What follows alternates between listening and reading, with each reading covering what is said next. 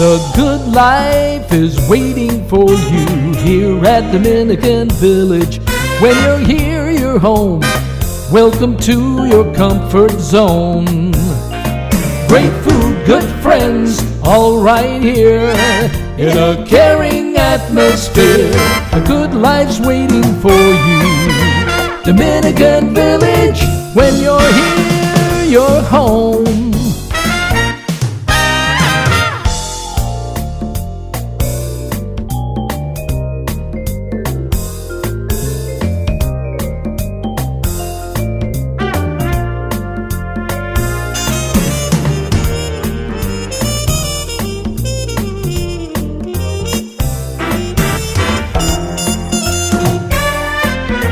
Dominican Village, when you're here, you're home. How did you survive through the pandemic here at Dominican Village? Well, it wasn't easy. It required the help of everyone here, the employees, all of the staff. They were fantastic because this was something that was new to everyone. Okay. The different protocols that we had to put in place in order to keep the residents, visitors, and the employees as safe as possible. So it was something. Now, me knowing that you are head of security here, what's the procedure for a visitor coming in now and during the pandemic, if they were allowed visitors during the pandemic? Okay. Well, we found that the main problem was germs. Okay. So what we did, before a person got the opportunity to come into Dominican Village, we installed a sink with running water and soap, and we required everyone on entering Dominican Village to wash their hands first. Good morning. My name is Sister Denise Haviland. I am the Director of Pastoral Care here at Dominican Village. The pandemic was something none of us ever expected to happen. And the way that it affected our residents is something that we're still seeing the results of how they were affected. The main purpose of pastoral care in any institution is the spiritual and emotional well-being of our residents. So during the pandemic, when it started in March of 2020, they were not allowed out of their apartments. So myself and Sister Peggy, the other associate in pastoral care, we would do door-to-door visits to all of the buildings. So I would see our residents at least twice a week, because we have 4 buildings and another 5 buildings actually with the assisted living. And in the beginning, we could only talk to them from the door. We would hand them materials, give them information about programming on the TVs. Sister Peggy eventually was able to do Connected Living, which is like an in-house TV program, and she would put different materials on there that would be encouraging and supportive. As time went on, we were able to go into their apartments and sit and have conversations, and that was really the main thrust of what we were doing. Eventually, we could gather for small group activities, making sure they were separated and no more than a certain number in any given area where we were. The main thing was we were just trying to keep them encouraged, trying to help them to adjust to not seeing anybody. And I think that given this year and a half that we were pretty much shut down for a year and a half, the effects of that are still, as I said, are still being seen. That people who were totally independent before the pandemic, because of the lack of socialization and the isolation, have lost a lot of their ability to function and care for themselves. I'm just grateful now that we are able to resume our activities, still keeping somewhat limited numbers in given areas, but they're much happier, and we're not quite back to normal, but we're on our way to being back to normal. And please God, we don't have another outbreak. Good morning, my name is David Perrant. I'm the Director of Environmental Services here at Dominican Village. And how was your experience during the pandemic working here? It was a wonderful experience. We were able to get to know the residents a lot closer, working hand in hand with them in so many different ways that to this day I have a much better relationship with them. So it was very enlightening, and I still to this day enjoy doing what we're doing here at Dominican Village. Your experiences. It was not easy, but we did it as a team. We worked together, housekeeping, trying to keep the residents safe and happy. So, and we tried the best that we can. So how was it different from your normal activities as opposed to when the pandemic came in? Tell us your story. It was much scarier, like when the residents was sick with COVID, whatever, and you have to go in, so it was not that easy, like to go in and you gotta do your job knowing what's going on, but we did it, like we knew we have to do this for our residents. Good morning, my name is Meredith Kelly. Good morning, Meredith. So Meredith, and your position here is? In Community Relations and Development. Could you tell us about that and tell us what you experienced through the pandemic here at Dominican Village? Well, during the pandemic, it was really challenging for community relations. It affected us tremendously. We do the tours for when people call in, they want to find out. They're determining to sell their home or to move in here, and it's a big adjustment for the families and the future residents. But because of the pandemic, we weren't able to, and the shutdown for 18 months, we weren't able to do that. So we had to find new ways to convey the same message. So we were able to do a virtual tour, and we also went out to the other facilities, rehab facilities and hospitals, and we, as we were so generously provided meals and desserts from families and vendors, we also gave to the facilities, hospitals and rehab facilities. We gave cupcakes and cookies and anything to just thank them, because they were in the forefront. They were the front line. My name is Jacqueline Ford. And your position here? Community Relations and Marketing Coordinator. Wonderful, wonderful. So we want to hear your story as it relates to your position here in marketing, as a marketing coordinator.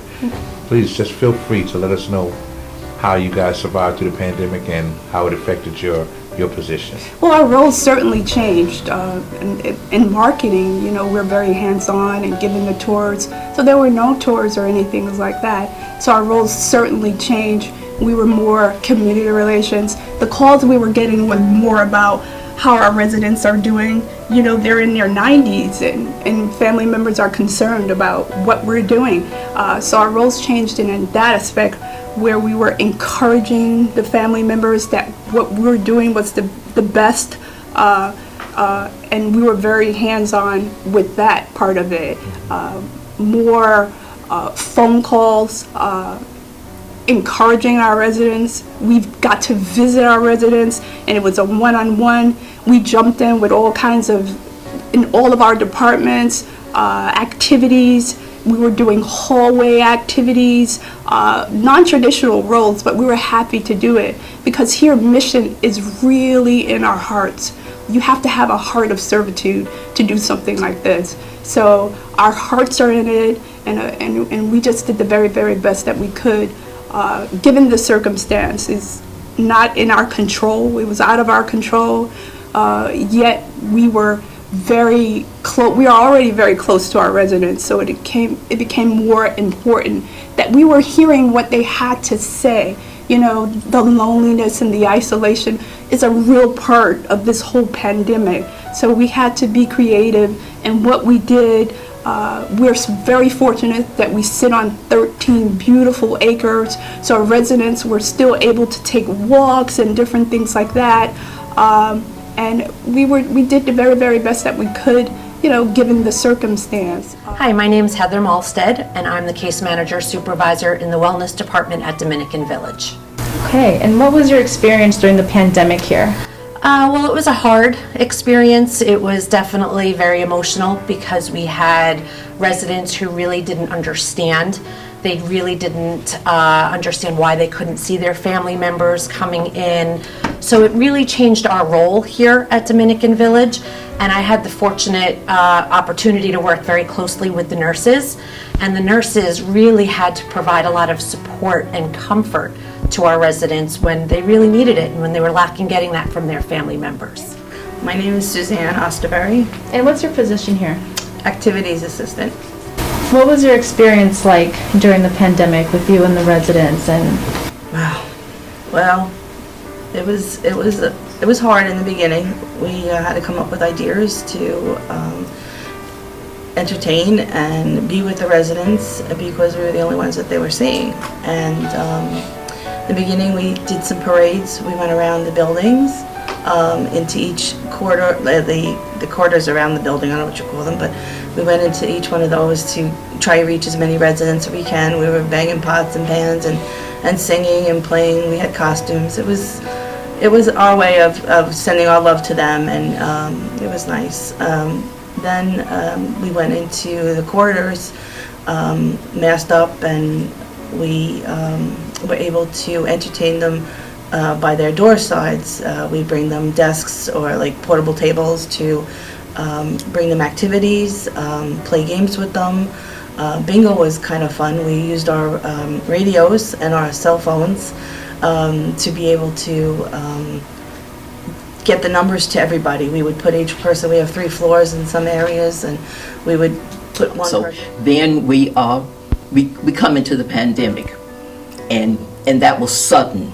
Everything was shut down. Everything was cut off. You could not even contact your family. You couldn't be in close proximity to your family, your friends, or anything, or even associating with the staff here, because the staff is very, very caring, and we are really like a family.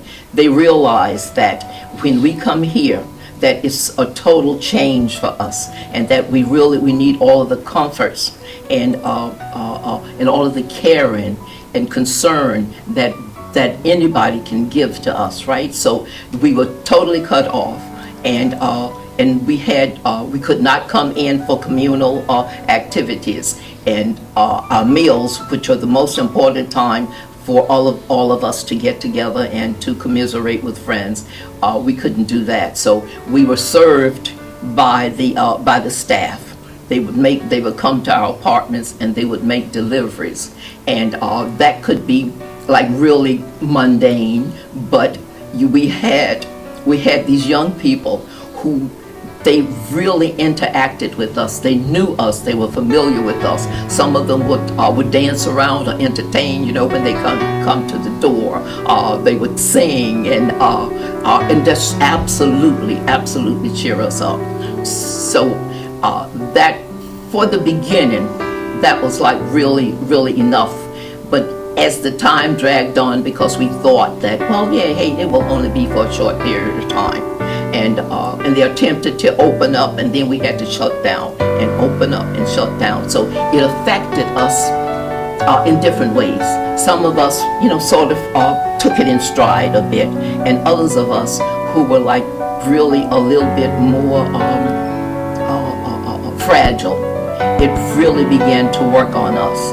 We did not have the support of our families, and we really needed that. You couldn't see, hugs mean a lot.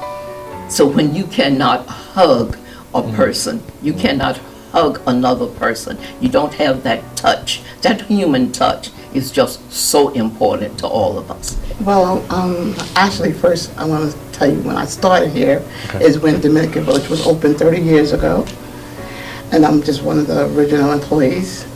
So when that happened, based on my experience from that time, something like this never happened. However, that we was always prepped for change or emergency because our focus was always the residents' needs. So I have, we kind of like got a wait staff. I have a wait staff, and we had to adjust and adapt and make it to continue to provide the residents with the service that we always gave them, and based on whatever the codes or the different guidelines it was, we had to have meetings after meetings to be, to remind us that, on, the sanitizing, the face mask. It was like a repetitious, and it was like all day, not just once a day. It was in the morning and again in the morning and in the afternoon. We had to adjust the schedule. We had to, as far as with keeping the residents' safety within their apartments. So we are used to serving them restaurant style in the dining room, from soups to nuts. So we had to change that to in containers and still give that presentation to where they're just not getting a boxed meal. Yes, I'm Emily Monum. I am the Community Relations and Development Director for Dominican Village. I've been here for 15 years. Great. Could you tell us your experience throughout your 15 years and your experience throughout the pandemic, and for our audience, please? Okay. So over my 15 years, we've experienced different kinds of emergencies, but COVID, the pandemic, has been extremely very different. I don't think anybody in this world was prepared for something at this kind of level. We've all changed our roles to meet the needs of our residents. Dominican Village is very mission-driven. Although we're founded by the Sisters of St. Dominic, we're non-sectarian, meaning we accept all religions here at Dominican Village. We show respect and dignity to each of our residents, and we all work as a team. We're very united, and we have one goal, and that's to serve our residents, to make them feel like they're at home. So we're one big family. What's your name, sir? My name's Eric Colt, and I was appointed President and CEO of Dominican Village, which I'm proud to let you know back in February of this year. And Dominican Village is pleased to let you know that this organization started in October of 1992 and will be soon celebrating its 30th anniversary. I think the important thing that will come out of some of the interviews and comments from our residents and staff is how important Dominican life is in a sense of what it stands for. And what does it really mean? Well, it was built on 4 pillars. One is spirituality, which is practiced here daily, is community, is service, and of study. And this team spirit and patient-first mentality of the staff is crucial to the delivery of care that we provide here. And I think that's very, very important. And as you've heard from our talented staff, that when you're here, you're home. And what does that really mean? Well, it means when you come in the door and how difficult it is in the past and how it is today, still following the New York State Department of Health and CDC guidelines on infection control protocols is as simple as you have to wash your hands. You have to share with the security staff, have you been vaccinated?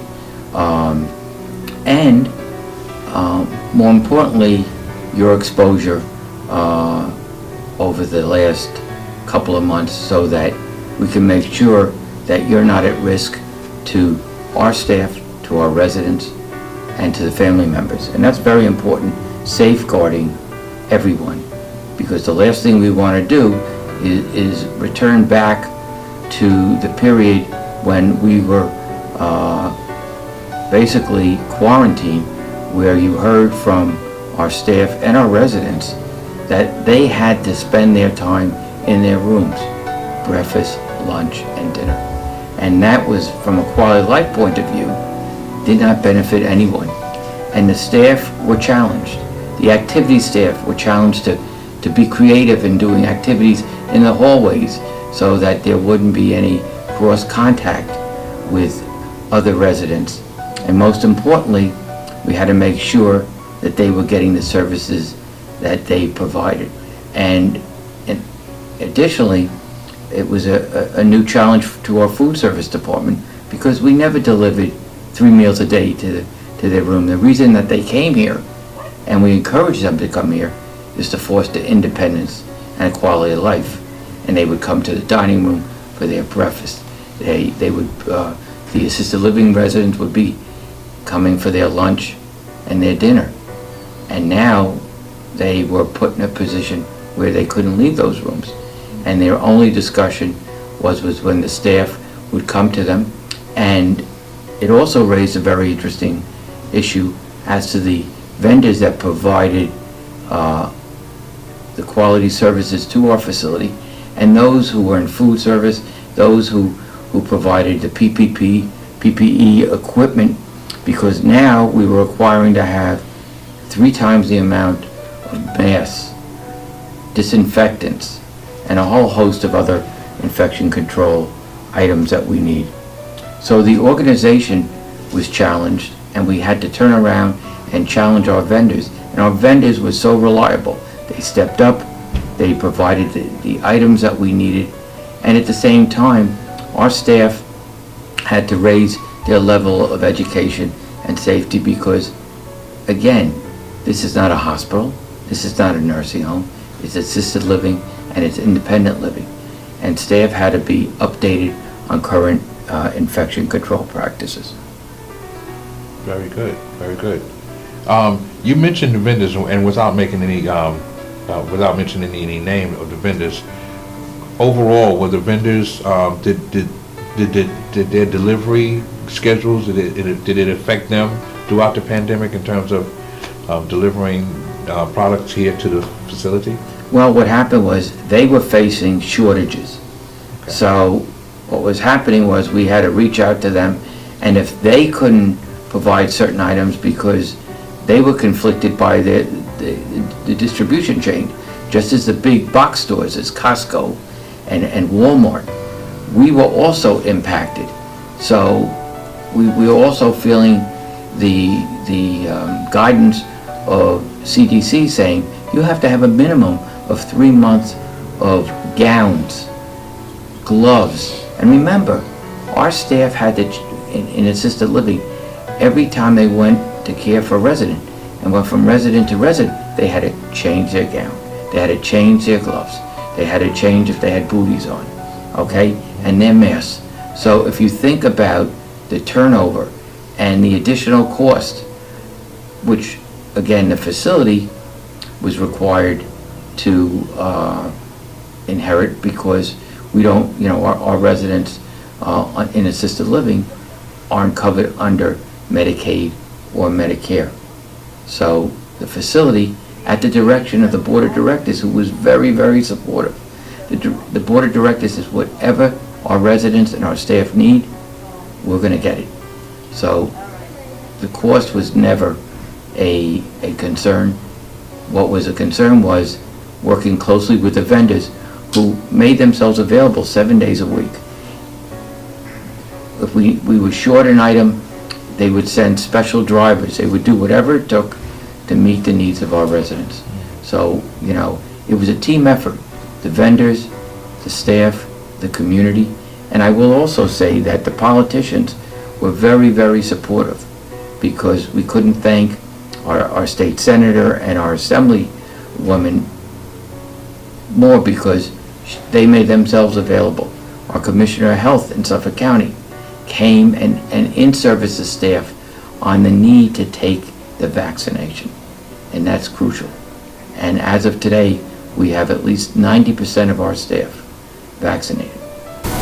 And as a last note, and I mean, you did sort of kind of touch on this, anybody who had came here for you, they had or everybody had mentioned that it feels like a family environment here. Can you allude to, attest to that? If you look at the longevity of the staff that's here, that's a real commitment for caring. And as you met our Director of Community Relations, Emily's been here for over 15 years. We have many of the sisters who have been here for more than 20 years. So what does that tell you? There's a need and a want to stay part of the Dominican community, and we never say no. And I think what's very important is working at Dominican Village is not a right, it's a privilege. And that's very, very important, because when our staff are oriented to come on board, we do a background application on them as required by the New York State Department of Health. But more important, we're looking at the individual, and they need to know that when you're working with seniors, that could be your mother, it could be your father. And that's very, very important. The bottom line is, when you're here, you're home. The good life is waiting for you here at Dominican Village. When you're here, you're home. Welcome to your comfort zone. Great food, good friends, all right here. In a caring atmosphere, the good life's waiting for you. Dominican Village, when you're here, you're home.